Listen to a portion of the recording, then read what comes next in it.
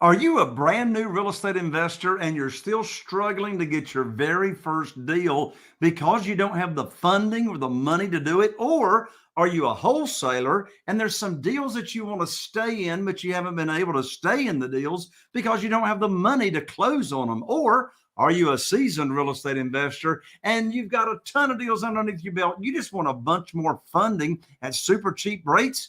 If you answered yes to any of those questions, don't go anywhere because I'm getting ready to plug you into the money.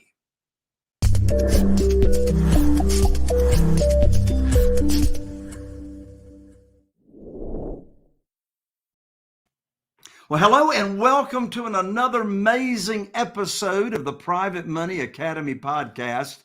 I'm Jay Conner, your host, also known as the Private Money Authority. And here on the podcast, we talk all things real estate, and we also talk about the real estate that exists between your ears. That's right. I say all the time, until you own the real estate that exists between your ears, it's going to be very hard to invest in some traditional real estate. Well, if you've been tuning into the show, you know that I have amazing guests and experts that come on here to share their experience, to share their failures, to share their successes, and today is no exception. But before I introduce you to my amazing guest today and my very good dear friend, we've been friends for many years now, I've got a brand new money guide that I want to give to you absolutely free. The name of this money guide is 7 Reasons Why Private Money, and I'm not talking hard money, 7 reasons why private money will skyrocket your real estate business and help you build incredible wealth. You can grab a free copy of this money guide. It's chock-block full of actionable items, how to locate and get these private lenders' money ready to fund your deals. You can download it after the show at www.jayconner.com/money guide. That's jayconner.com/money guide. Be sure and grab a copy. Well, my guest today, all the way back to the late 1990s, he really had an appetite for real estate investing. His company had exploded, and he was really on his way as being a full-time professional real estate investor. Well, his passion also carried over to teaching and coaching, and he loved just making a difference in other people's lives. So by 2004, he was a nationwide, well-known speaker on stage, talking about all kinds of topics, such as entrepreneurial topics, and that included real estate investing and personal development. Well, in addition to that, my guest opened his company titled North Shore Enterprises, and this company specialized and does specialize in pre-foreclosures. Man, isn't that a hot topic here with the pandemic still going on? But he knows all about pre-foreclosures and short sales. And that goes all the way back to 2000 when he began. So since that time, he and his team, they have completed right at 1,000 short sales. Now, in 2008, my guest was released, and he co-authored a very, very highly acclaimed book by the title of Wake Up and Live the Life You Love, The Power of Team. Of course, you can get that on Amazon or Google Books. In 2012, my guest opened up a company called The Cage in Rock Hill, Connecticut. And what it is, it's a lifestyle fitness center that actually the fitness centers around learning the culture of martial arts. But it's really so much more than that, as you're going to learn about in just a second. So this business, this service provides his community truly a state-of-the-art facility for achieving fitness goals. But again, more than that, not only fitness goals, but personal development goals as well. My good friend and guest, he tells it like it is, and we want to hear how it is really and truthfully. Welcome to the show, my good friend, Patrick Precourt. Patrick, welcome to the show. Howdy, sir, and thank you very much. That was an awesome intro, and excited to be back here, right? We did this a couple of years ago now, so it's probably long overdue. But man, you know, with the rate at which things are changing these days, excited to be here, Jay, and excited to share some cool stuff with the audience today. Absolutely. I want us to get into the headspace stuff. And really, Hmm. I tell people I can teach you all about real estate investing and how and the nuts and bolts of it. But, until you get your head screwed on right, it's sort of going to be hard to take actionable steps on, what we teach and what we coach. But before we get that, take us all the way back. What was it that got you into real estate, Pat?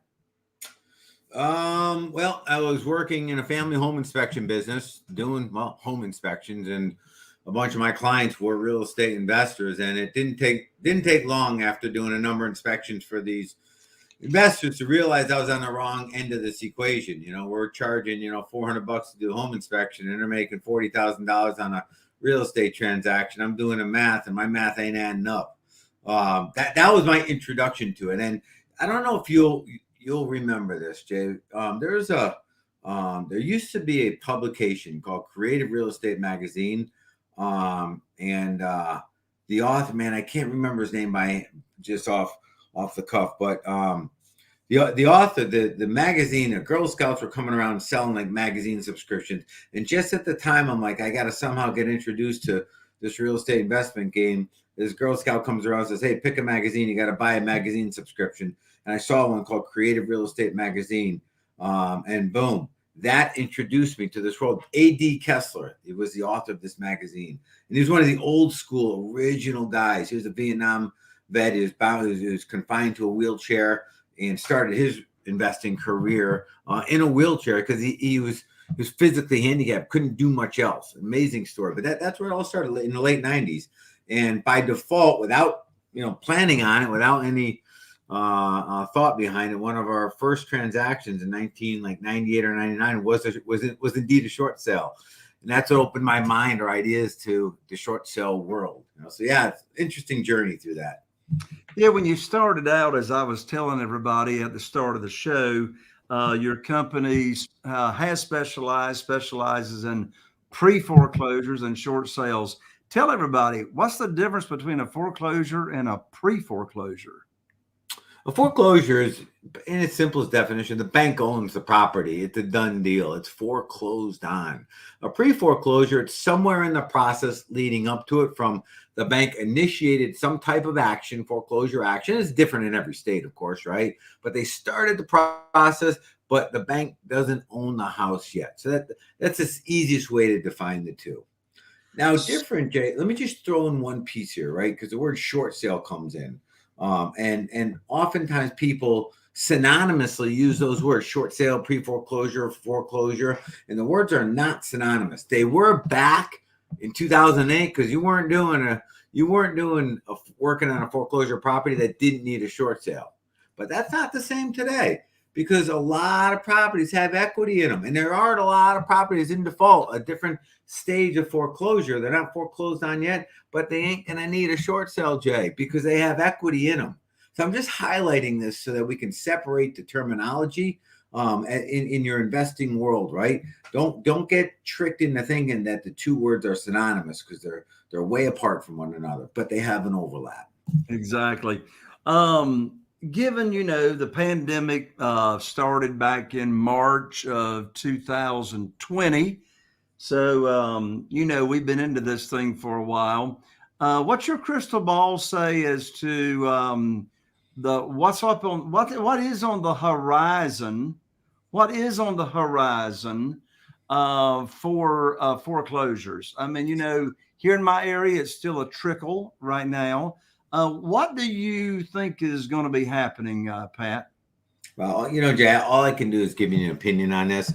I'm certainly not the smartest in this, trying to forecast that. There's a lot of bright people out there, but I've been in this space for 20 something years. My take on it is this: it's certainly not the same as 2006, 7, 8, 9, 10, right? It's a way different world. The banks they're preparing for this. They're much smarter now because they know what it's like to get beaten up and beaten down. They know that they're vulnerable to get taken out, like some banks did, right? The Countrywides of the world, which was a behemoth, as you recall, right?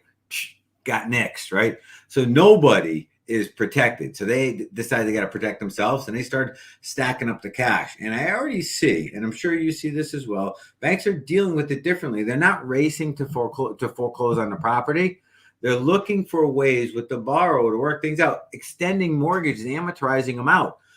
Way past 30 years, 40 years. I heard of, I didn't validate or verify, but a 50-year amortized mortgage, just so the homeowner can stay in the property, right? So I see the banks dealing with it differently, which to me, common sense tells you that will slow down the onslaught of the houses actually being foreclosed on. Now, there's another side to this. There are actually people who can't afford to stay in their homes anymore. There's that. Will those eventually end up in foreclosure? And I don't see any other path for them to take, right? I think that's the ultimate path for some of those properties, unfortunately. Yeah. Pat, I think you'd agree with me. I've been full-time. My wife, Carol Joy, and I have been full-time since 2003. Unfortunately, real estate entrepreneurs and real estate investors get a bad rap sometimes. And, we should get a bad rap because there's some scoundrels out there, but I don't know any industry that doesn't have scoundrels. But the reason that comes to mind is I don't know of another time since 2008 and 9, and I agree with you. I don't think it's going to be like it was. But I don't know of another time since then where we're going to have so many people to really serve with a servant's heart and help these people that are moving towards foreclosure and really help them out of a, desperate situation. That conversation for another time. But I just want to put it out there. I know you and I know myself approach not only this business, but we approach life as, what can I bring to the table to make a difference and serve? Because you know what? When we're helping enough other people get their problem, get their pain resolved, we don't have to worry about ourselves, do we? Not at all. It's funny. I run a youth group here. And one of the things I share with the kids is because all kids, especially teenagers, are so caught up on money and physical and materialistic things. The formula is so simple, but very few will follow. The formula is so damn simple. If you serve enough people and give them what they want, you can have anything you want. It's no more complex than that. Don't try to overthink this one, right? Just figure out how you can make an impact on other people, serve enough people. There's nothing you can't have in this world. The universe is ruthlessly generous that way. Like, you help the universe expand, the universe is right there to help you expand. It's a give and take system. It's flawless. Absolutely. So, Patrick, let's sort of dive deep here for a few minutes into this real estate that exists between people's ears. I know you've heard it. I imagine you've heard it. I've heard it a lot. I've heard friends in the past say it. I heard a friend of mine say it as recent as 3 or 4 weeks ago. We came around the first of the year, and the conversation went like this, or his comments were, I work and I work and I work, and I love what I'm doing, but I just feel like there's more to it. And it's like, why am I not feeling fulfilled? Why am I not feeling satisfied in what I do? And Jay, there just seems like there just should be something more to me than just work, even though I'm enjoying what I'm doing. And he's a real estate investor. But I feel unfulfilled. Pat, what's missing there, and how do people go from a feeling of emptiness to a feeling of actually feeling fulfilled? Yeah, good question. And a lot of human beings, right, when they get kind of anywhere near that halfway point, 40 plus years, that's a common space. We wake up one day, we're like, damn it, I've come pretty far in this journey here, and I still haven't gotten things figured out, right? So let me answer this in two different ways. And the first one will be this, right? Oftentimes we pick a career or a path or a profession, right? And we make that the focus of our attention, mistakenly. And what I mean by that is that our path, our profession, or whatever it is, right, is not the end game. It's not the goal. It's a path to the goal. No different than money, Jay. And money is a perfect example in that money in and of itself means nothing. It has no meaning attached to it at all. Up and until we attach meaning to it. So the question then becomes not about the money, it's what is the result of achieving the result? So in other words, what is the result of financial freedom? What is the result of financial independence, passive income, earning $1 million? Because that turns into a feeling. And now we're getting somewhere, because now we're pulling out of our subconscious an emotion through thought, converting it into a feeling. And now we're starting to feel something. Money has no meaning, has no feeling. People come into our gym all the time, 40 years old, say, Pat, I got to lose 30 pounds. My congratulations. Like, but why? Because wanting to lose 30 pounds and doing the hard work to lose 30 pounds are two different worlds. And once that emotion and motivation wears off, which it does in the first 10 days of you setting that new exciting goal of losing weight, right? Then what? And this is where we got to tap in. And I'll share with you how you do this, because it's magical, right? So I'll go through this process with this gentleman, women, right? So why do you want to lose the weight? And we always start out superficial with our answers, which are external answers, because my clothes don't fit and I don't like the way I look in the mirror, all this other kind of really superficial stuff that don't matter. It really doesn't matter, right? But if I pry enough and keep asking the right questions, we'll finally get into where I start getting responses that, well, I kind of feel. Well, feel comes from the inside. Good. I don't feel like the guy I once was. I don't feel like I had that mojo. I don't feel like I had that drive. Like, good. Tell me more about that. And with the guy, quite honestly, if he's 40 years old and comes into my gym and wants to lose 30 pounds because they haven't done anything in 20 years, there's usually only two reasons why, Jay. It's pretty interesting. Predictable, but interesting, right? Either he just lost his man mojo. He does not feel like that guy he once was, which is best described as confident. He needs that back. Or, and one leads to the other, or he's having problems with a partner. And he wants his, and it's not that they have a bad marriage or anything. It could be that, but it's typically not that, right? It's that they just don't have that spark, that fire, that burning passion. And he wants that back. Now watch this and you'll start seeing how powerful this gets, right? He thinks ignorantly, typical guy, and you and I are typical guys too, Jay. So I'm not talking down on anyone, right? Typical guy that, wow, if I lose this 30 pounds, I'll look buff and fit and I'll win back the favor of my queen. But that's not the case here. She's way less concerned about that and way more concerned about how I feel about myself, that oozing confidence and strength and power and passion and purpose. That's what attracts my queen back, right? So now I connect him to losing 30 pounds is how you're going to get the favor of your queen back.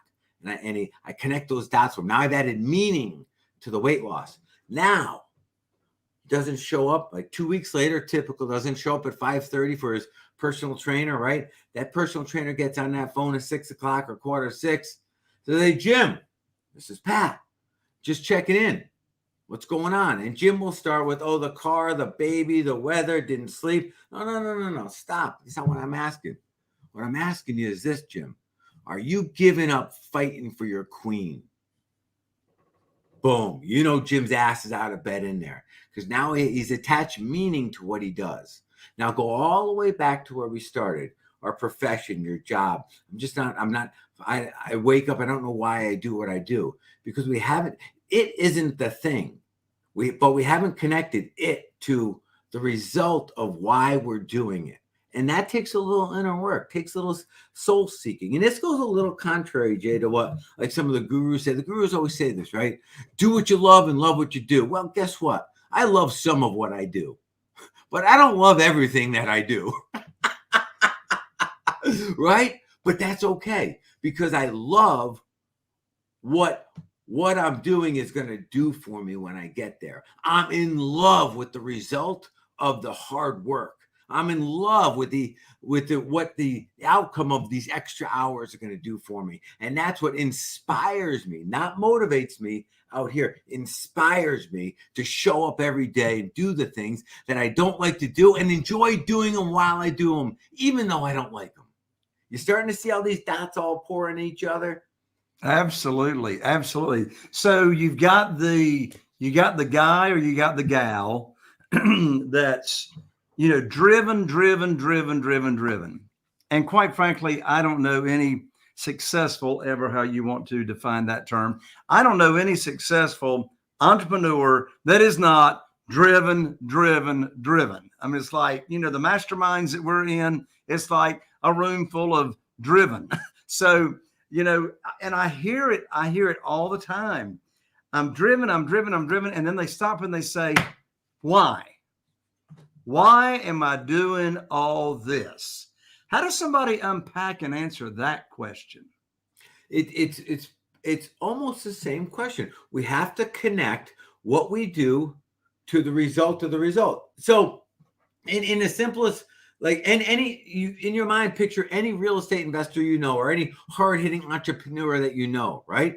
They have measurements that they track on a daily basis, right? Yep. Well, what is the result of achieving those measurements, right? And it's not just to collect money. It's what the money will do for them. Call it financial freedom, call it financial independence, call it whatever you want, right? But what does that mean? And for many of us, it means we're free to create, we're free to impact, we're free to finally step into the shoes that we're capable of becoming. We're not burdened by operations on a daily basis, right? That's the answer to that for many of us, right? But until we connect it to that, then it's just another job.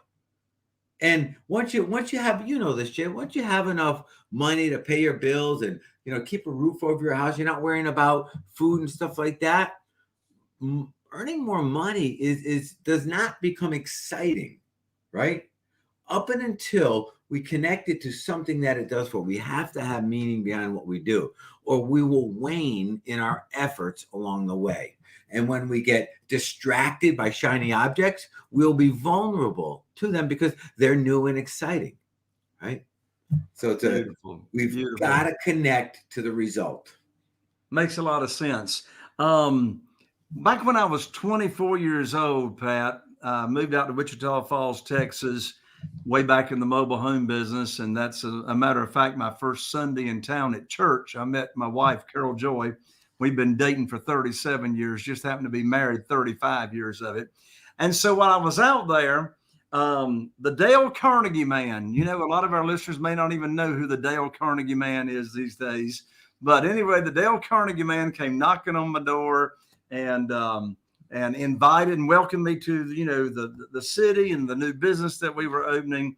And so he invited me to enroll in Dale Carnegie's Human Relations Principles course, which I did and I went to. One thing I learned is that some people's got it backwards. They think in order to change my action, I got to change my attitude. And I learned if I want to change my attitude, I change my actions.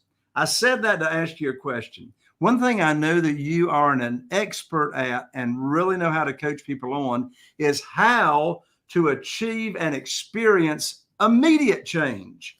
Not taking a long time change, but how to experience and really know what it feels like for an immediate change. How do you help people figure that out? Cool. So let me walk you through a couple of steps here, right? Number one, it starts with a very simple question. And again, we're taught to ask ourselves terrible questions. We're taught to ask ourselves all the time, like, who am I? And it's a terrible, terrible question, Jay. And here's why, right? When you ask yourself, who am I? All we can do is look back over our shoulder and see where we've been, which was great, fantastic. But where we've been, which has shaped who we are, has only gotten us this far. And what you're talking about is you want to go somewhere else you ain't been yet. Which means you've got to become someone different. I've got to become someone different. The question we got to ask ourselves, we should be looking straight in the freaking mirror when we do it, is who do I got to become? And that opens your mind up like this, wide open. And all of these answers start filling in. Now you got something to work on. But when you go, who am I? It's a dead end question. All it does is bring you up to as far as you've come, and you can't go any further with that. Okay? That's number one. Number two, when we look in that mirror, right, we see back a self-image. And this is at subconscious and conscious level. It is impossible to outperform that person. No matter what happens out here, process, system, resources, operations, doesn't matter. We can't outperform who we believe we are. Okay, so now this brings us up to the actionable part of your question. So what the hell do we do about that, right? Because it's hard to outbelieve or change your belief simply by saying, I'm going to believe something different. You want to change your belief, you got to your point, you've got to go get a result. You've got to take an action. Okay. So the way we go about this, and I'll give you the definition of the action, it should be something that you can do almost immediately. It should be really, really scary, challenging, almost impossible to you, right? And go at it with the work ethics of the way we worked in the late 1800s. In the late 1800s, Jay, I don't know if you know this or not, but the average work week was about 70 hours a week, okay?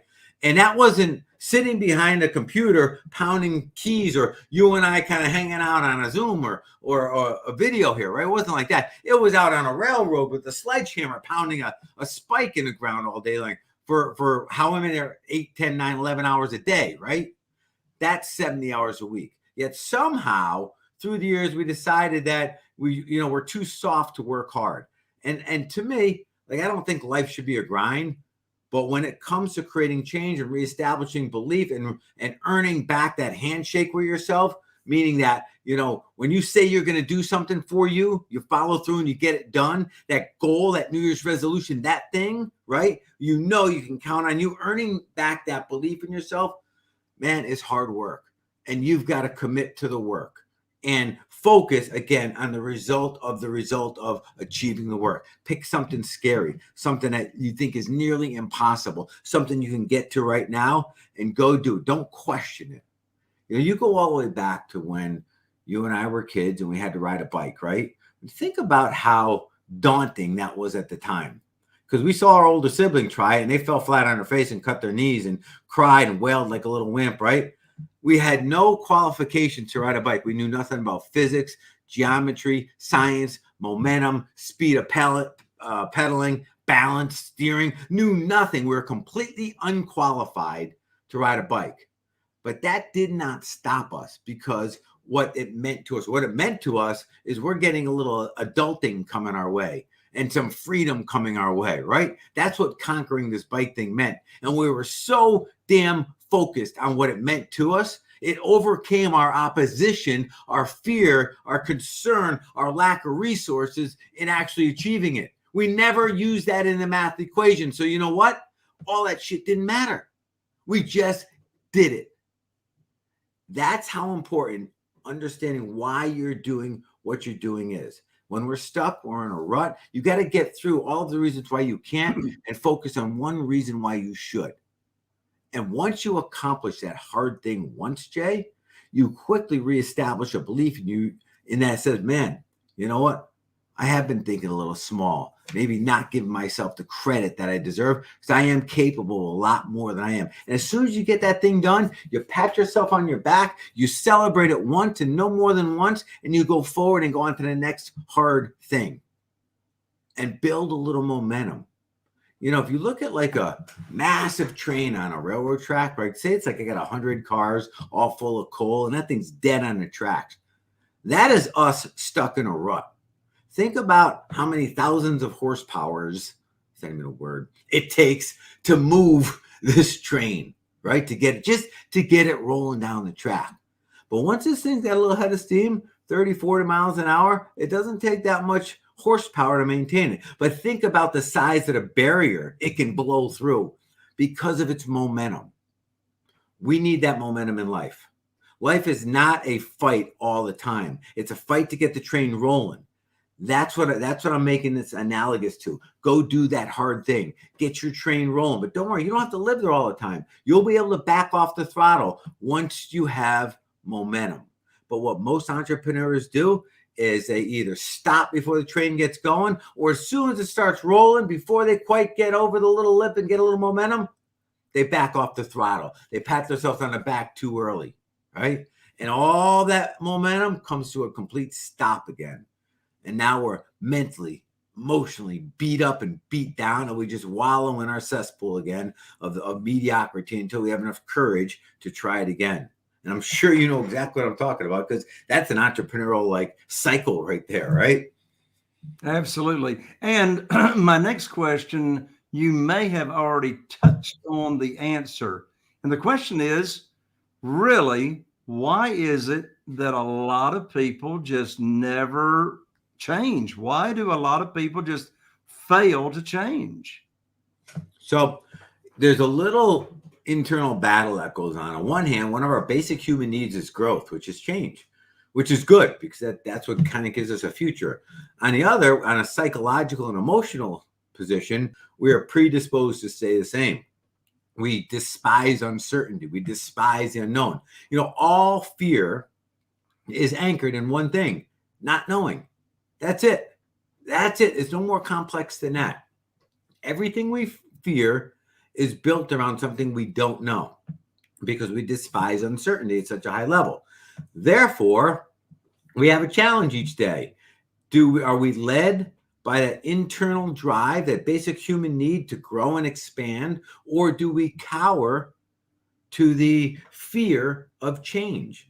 And unfortunately, we have a habit of cowering. And here's the thing, man. When you do it once, okay, excusable. But when you do 2 back-to-back days, you start a new habit. And each day gets easier the next to repeat what you just did. And this is truth. And this is why it's so easy to stop pursuing goals and dreams and New Year's resolutions. Like, do you know anyone, Jay, that you could point to that said, I'm going to quit my diet, and I'm going to quit getting fit and healthy, and I'm going to quit working towards financial independence, and I'm going to quit on bettering my relationship? Nobody ever says I quit. What happens is they miss a day, and then they stack up 2 back-to-back days. And then the third day gets a little easier to do the exact same thing. We're on our way to a new habit. And voila, right? It's in our past. And it's, for many, this whole New Year's resolution thing, which was exciting, like 3 weeks ago. So we're 4th week now, right? It's so far in our rearview mirror. It's like it never existed, right? But nobody said I quit along the way. So that's how that happens, Pat, I've heard you talk in the past about there's just so much power that comes from having daily routines. And I'd like for you to speak to that. First of all, what kind of routines do you have? And what kind of power do those routines give you? Sure. So, and maybe you know differently, Jay, but I don't know any human being, impactful, successful human being, that is not guided by daily routines. Now, before we get into routines, let me just share something really quick, right? Because routines are kind of funny. If you look at a basic definition for routine would be like habitual or mechanical performance of an established procedure or process. I think that's like the official definition, right? Like, okay, so far so good. But now let's look at it like some synonyms, words that mean the same thing, right? It's a grind, a groove, a pattern, a rut, a treadmill, and a descriptive word, like those would be nouns, but like adjectives of it: average, common, everyday, normal, ordinary, standard, unexceptional. Those are not exciting words. You're like, well, if that's what describes a routine, who the hell wants a routine? Here's the important takeaway here. There was a study done in I want to say 1940, 1941, somewhere around there. And it's done in the life insurance industry. And it was done over like 5,000 or 7,000 life insurance salesmen, women who go door to door selling this stuff. And the study was to understand the common denominator of success. Of the tiny few, right, the 8% of the group that was successful by however they just define success, right? What was common amongst them? And it went like this. It was a very interesting guy. And anybody can look this up. I looked at I think if you just Google the common denominator of success, you'll find this study. It's a really good read. But in short, it went like this. The common denominator of success was that the unsuccessful were unwilling to do the hard work that the successful we're willing to do. Now you're like, well, duh. What's the hard work? The unsuccessful were unwilling to commit to the habits of success. Okay, habits, repetitious behavior, good, we're getting there. What are the habits? The number one habit, the common denominator. The unsuccessful were unwilling to delay gratification, whereas the successful were okay with doing the hard work now in exchange for gratification, the reward later. Okay, so it's important to understand the kind of the underlying theme is, what are we willing to do today, right, that we won't get paid for till tomorrow. Now go ahead, Jay, and re-ask the question, and you'll see how these connect in. Yeah, I just want everybody to be on the same page here. Sure. So what are some of your routines, and what kind of power do you get from those routines? Good. Routines are not exciting. As a matter of fact, they're boring. They're mundane. They're monotonous. Okay. The routine can be boring, mundane, and monotonous as long as it's designed to produce through repetition the massive, outrageous results in the end of it. Okay. We all have routines. Some of our routines are not too good. Some of our routines are eating fast food 3 times a day and ain't a good routine. It's producing a not desirable outcome, right? Whereas others have very defined, regimented routines. They look like very simple, boring, average people, but they produce monstrous results on the back end.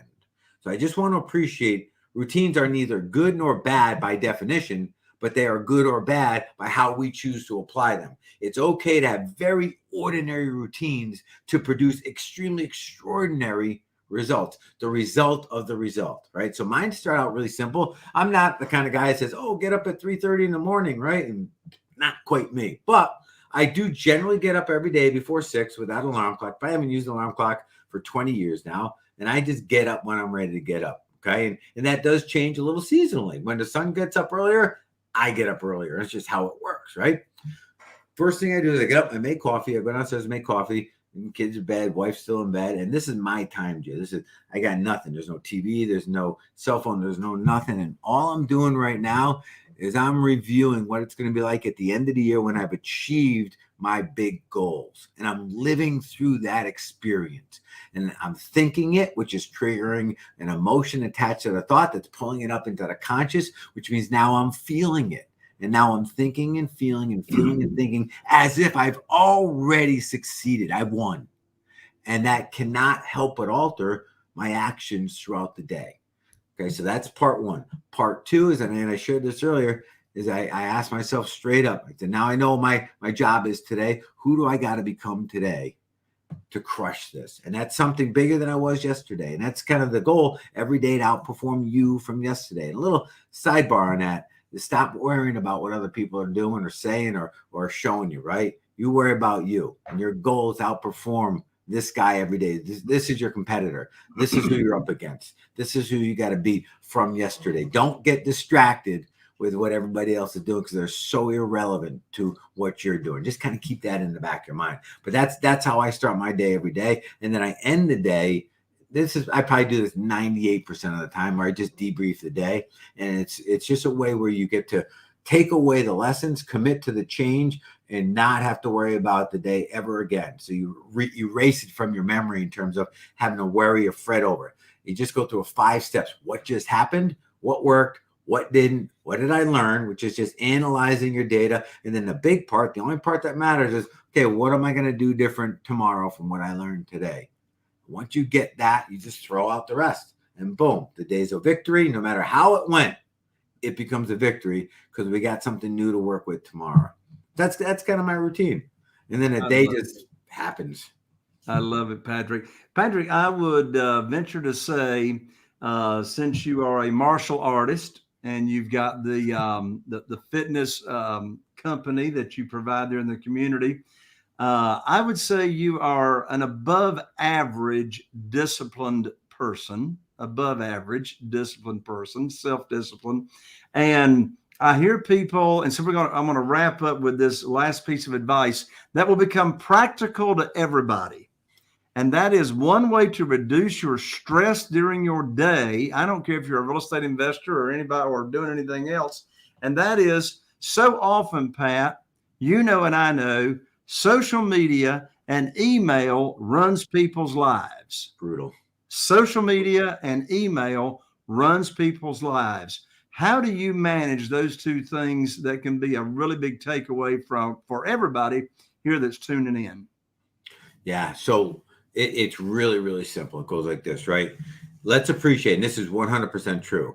There's two buckets of stuff in our life, things we can control and things that are outside of our control.